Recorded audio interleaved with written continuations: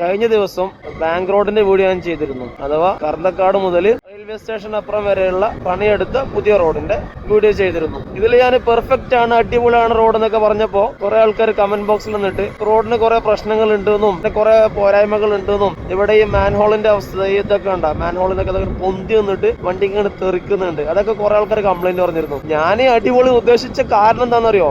ഒരു കൊല്ലത്തോളായി ഗതികെട്ട് കുണ്ടും കുഴിയും പൊടിയുമായിട്ട് കഷ്ടപ്പെട്ട് പോകും.